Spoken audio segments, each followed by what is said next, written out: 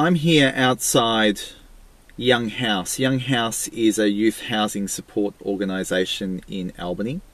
They have services in the outlying cities or outlying towns like Denmark and also Mount Barker. I was speaking with the staff today about the issues that they see for young people in the region.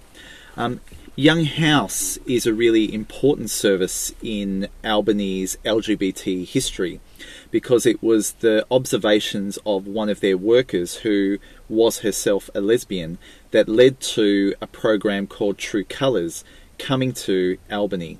Previously, True Colours had been an LGBT support project that was working in places like Bunbury, which is Perth's second largest city or outpost. True Colours coming to Albany has been a really important, shift for this town. True Colours is a really important focal point for the services in Albany.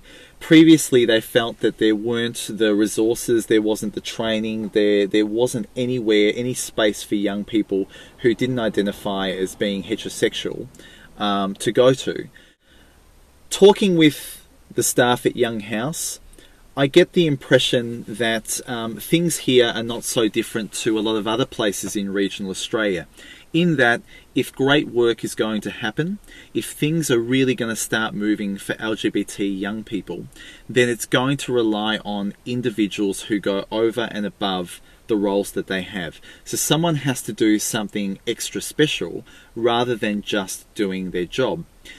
Whilst that's really inspiring, and that's great, it's also problematic because if you don't get individuals who are taking those risks with their careers, with their organisations, sometimes risking their own reputation, especially in country areas, and maybe risking their job security, and maybe sometimes their safety.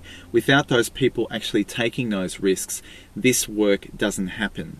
What I'm interested in as I go around regional Australia is to find out how do we get to a time where we have organisations and schools that do things well and don't put that pressure on individuals. It might not be as media sexy as when we have these inspiring individuals doing great work, but it means that this work will be more sustainable, and it means that the pressure is taken off the resources of the gay and lesbian community to do this. So we'll see.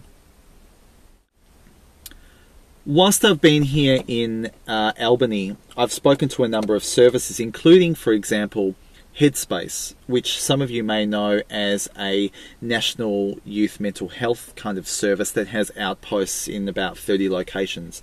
It has big funding. Headspace does some really great work with young people, but at the same time they're evolving as a national service and trying to find out what it is that they actually do and what their role is in places like Albany.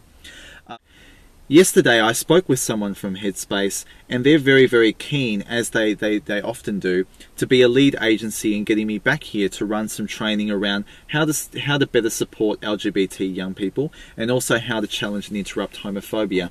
They're saying that, as every other place that I've been to, that homophobia is rife, especially around "that's so gay," and using gay as a derogatory term. And they're very, very, very keen to know what to do in their programs and all of their projects when young people use those words, or even in counselling sessions, how to gently challenge those young people and use it as an opportunity to, you come up with some different language and